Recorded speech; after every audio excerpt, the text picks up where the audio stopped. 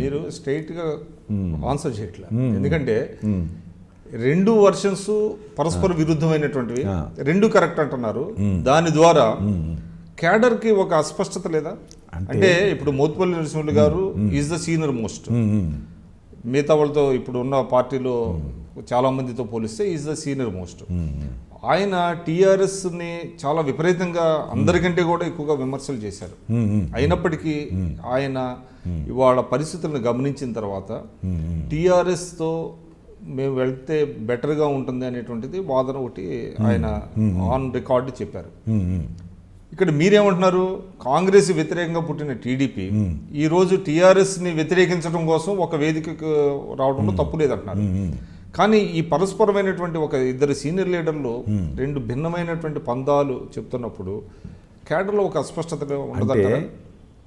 ఇవాళ BJP, MIM పరస్పర విరుద్ధమైనటువంటి పార్టీలు, రెండు మతతత్వ పార్టీలని ముద్రపడినటువంటి పార్టీలు.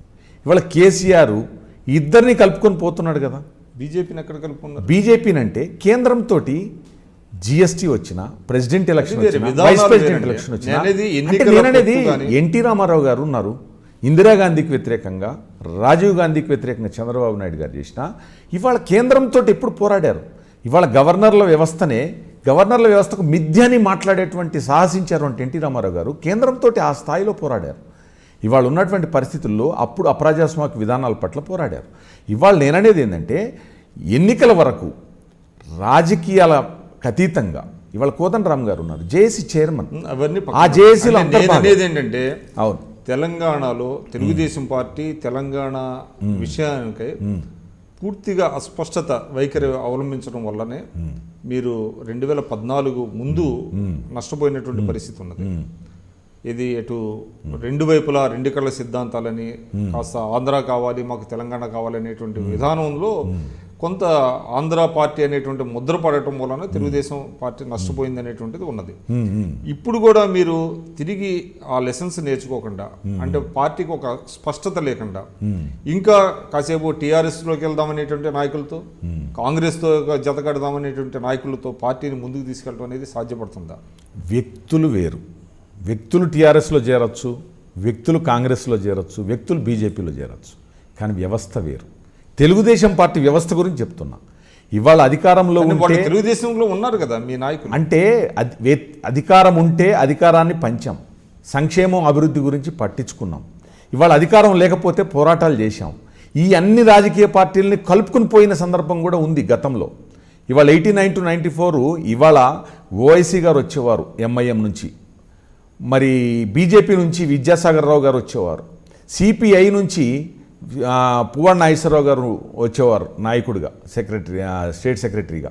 మరి బోడెపూడి వెంకటేశ్వరరావు గారు ఎంఐఎం నుంచి సిపిఐఎం నుంచి వచ్చేవారు, నర్సిరెడ్డి గారు జనతాదళం నుంచి వచ్చేవారు, ఎన్టీ రామారావు గారు వీళ్ళందరినీ తీసుకొని మళ్ళీ ప్రతిపక్షాన్ని ఒక బలమైనటువంటి ప్రత్యామ్నాయంగా రూపొందించారా లేదా? 94లో కాంగ్రెస్ 26 సీట్లకు పరిమితమైందా లేదా? తెలుగుదేశం పార్టీ అప్రతిహతంగా 83లో కూడా లేనటువంటి వేవ్తో గెలిచిందా లేదా? ఇవాళ పోరాటాలలో అంశాల వారీగా నిజాం షుగర్ ఫ్యాక్టరీలు ఉన్నాయి, సిర్పూర్ పేపర్ మిల్ ఉంది, రేయాన్స్ ఉంది, సింగరేణి కాలరీస్లో జరుగుతున్న అన్యాయాలు కానివ్వండి, ఇరిగేషన్ ప్రాజెక్టులు దాని ఈ అంశాల మీద పోరాడడానికి కాంగ్రెస్, బీజేపీ, టీడీపీ ఏంటి? ఇదే బీజేపీ, ఇదే ఎంఐఎం కలిసి టీడీపీతో పనిచేసినప్పుడు ఇవాళ వాళ్ళని కలుపుకుని పోవడంలో కేసీఆర్ను కూడా నేను కాదనను. కానీ అధికారం ఉండి రెండు పార్టీలతోటి మనుగడ సాగించగలుగుతున్నప్పుడు ప్రతిపక్షంలో ఉన్న వాళ్ళం అన్ని రాజకీయ పార్టీలని కలుపుకొని పోవాల్సినటువంటి అవసరం ఉంది. మొన్న నేరేళ్ల సంఘటన కానీ, గజ్వేల్లో జరుగుతున్న సంఘటనలు కానీ, రైతులకి వ్యతిరేకంగా జరుగుతున్నటువంటి బేడీలు వేసి నడిపించినట్టు ఖమ్మంలో సంఘటన కానీ, ఇలాంటి సంఘటనలు అన్నీ వచ్చినప్పుడు ఈ పార్టీలదేముంది? వ్యక్తులు, పార్టీలు, వ్యవస్థలు అందరూ కలిసి పనిచేయాలా? కోదండరామ్ గారి ఆధ్వర్యంలో పనిచేసినప్పుడు జేఏసీలో మరి ఈ రాజకీయ పార్టీలన్నీ భాగస్వాములు కదా, కాంగ్రెస్, బీజేపీ, టీఆర్ఎస్, మరి అన్ని పార్టీలు భాగస్వాములే కదా. ఇవాళ అదే కోదండరామ్ గారు నాడు తీపి నేడు చేదెట్లవుతారు కేసీఆర్? మీరందరూ కూడా ఐ డ్రీమ్ ఛానల్ని సబ్స్క్రైబ్ చేయాలని కోరుకుంటున్నాను. I'm Sucharita, home minister of Andhra Pradesh. For more videos subscribe I dreams. మీ Chirla Jaggireddy, MLA Kothapeta. For more videos please subscribe I dream. For more videos, please subscribe I Dream. నేను మీ Jakkampudi Raja. For more videos please subscribe I dreams. I'm Revati Chaudhary. For more videos, please subscribe iDream. For more videos, please subscribe to iDream. For more videos, please subscribe iDream. I am Vasireddy Padma, Chairperson of State Women Commission. For more videos, please subscribe iDream.